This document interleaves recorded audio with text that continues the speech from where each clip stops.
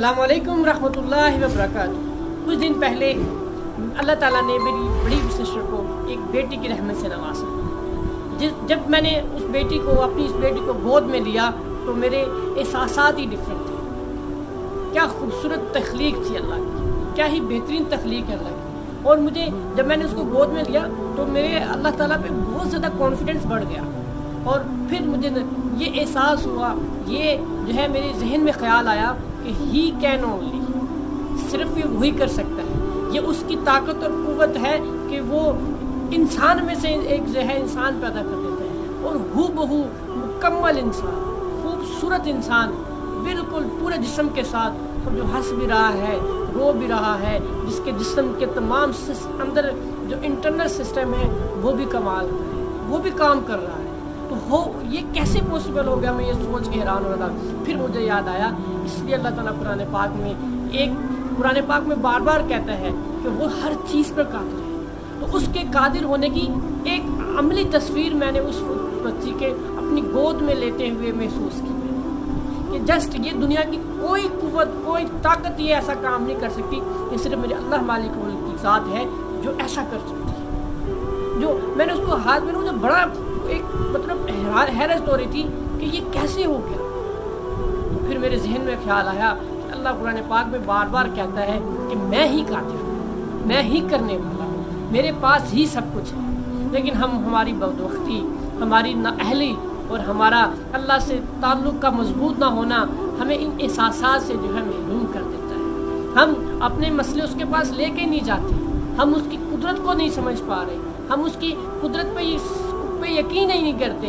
हमारे अल्फाजन तो हम मानते हैं कहीं ना कहीं, अमलन हम इस चीज़ को प्रैक्टिकली जो है वो करके नहीं दिखाते। क्यों? हम जब हमारे पास हमारी ज़िंदगी में कोई मसला आता है तो हम दर दर की ठोकरें खाते हैं, कभी इसके दर कभी उसके दर, लेकिन उसके पास डायरेक्टली नहीं पहुंच पाते। ये क्या वजह है?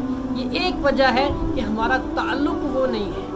हम उसको उस वक्त शायद उस तरह उसके बारे में वैसे सोच नहीं रहे। तो हमें इस चीज़ को रियलाइज़ करना होगा, महसूस करना होगा कि अल्लाह ही सब कुछ करता है। जो इंसान में से इंसान पैदा कर सकता है तो सोचिए ना कि वो क्या क्या कर सकता है। लेके आइए अपने जहन का एक जहन में सांचा तो बनाइए कि उसकी पावरों का क्या अंदाज़ा आप लगा सकते हैं, उसकी क्या पावर्स हैं, कहाँ कहाँ वो जो है वो ये सिस्टम चला रहा है। दुनिया के अंदर घूम फिर कर देख लीजिए, तरह तरह की मखलूक़ात, स्पीशीज़, तरह तरह के जिन्नात, नबातात, पानी की मखलूक़ात, दुनिया आसमानों पे मखलूक़ात, जहाँ जाएँ उसकी कुदरत के ख़जाने ही नज़र आते हैं।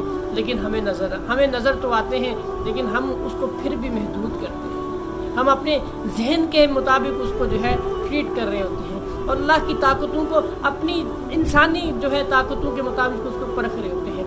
हम उससे मांगते हुए भी शर्माते हैं।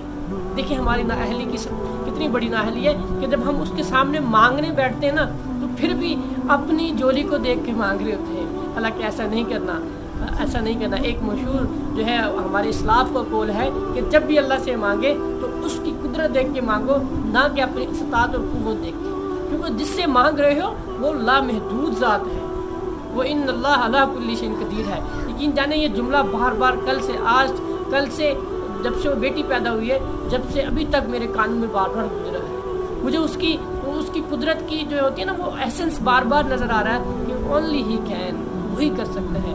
तो खुदारा अपने मसले उसके सामने ले जाएं, वो हल कर सकता है, वही हल कर सकता है। इस कायनात में कोई दौर है ही नहीं जो आपके मसले हल करेगा। तो फिर क्या है, जब पता चल जाए कि हाँ वहाँ से सोल्यूशन मिल जाना है, पता चल जाए कि तमाम मसलों का हल वो है, पता चल जाए तमाम महरूमियों का हल वो है, पता चल जाए तमाम हालात व वाक़यात उसकी मर्ज़ी से होते हैं।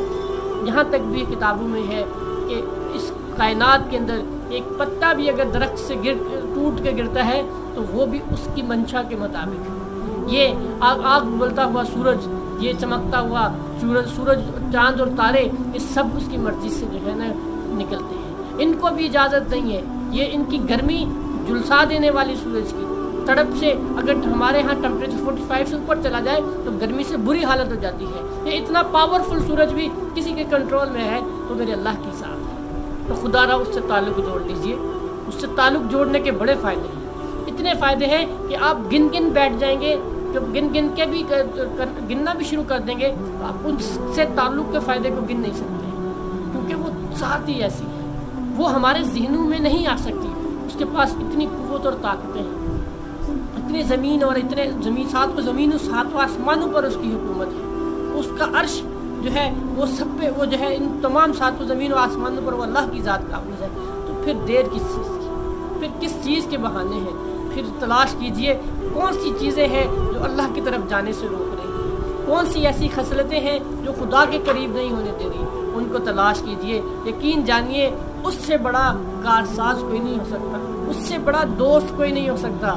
आज हम इधर उधर दोस्तियां बनाने के चक्कर में अपनी ज़िंदगियां ख़राब करते हैं, फिर वहाँ से भी धोखा, यहाँ से भी धोखा, कभी ये साथ छोड़ के जा रहा है, कभी वो साथ छोड़ के जा रहा है, कभी दिल के अंदर गम है, कभी किसी से जाके कहते हैं, कभी किसी के पास बैठ के रोते हैं। तो खुदारा उसके सामने जाइए, उससे दोस्ती कीजिए, वो ज़ात है जो कभी फ़ना नहीं होगी। ये सब सिस्टम, सारी दुनिया, सारे निज़ाम एक दिन फ़ना हो जाएंगे, उस वक्त भी ज़िंदा रहेगा, उस वक्त भी कोई ज़ात होगी तो मेरे मालिक की ज़ात।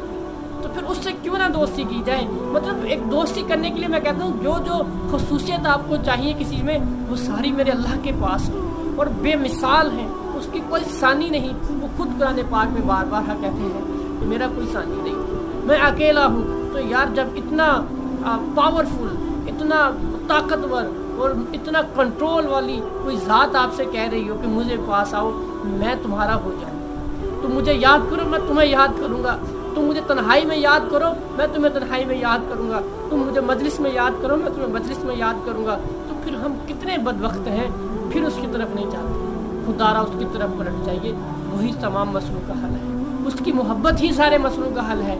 दुआ किया करें कि अल्लाह मुझे भी और आपको भी और सब सुनने वालों को, सब देखने वालों को अब खुदा अपनी मोहब्बत में गिरफ्तार कर दे, अपनी मोहब्बत पे हमें जो है दस्तरस दे दे, हम उसके महबूब बन जाए, वो हमारा महबूब बन जाए। अल्लाह हमें तौफीक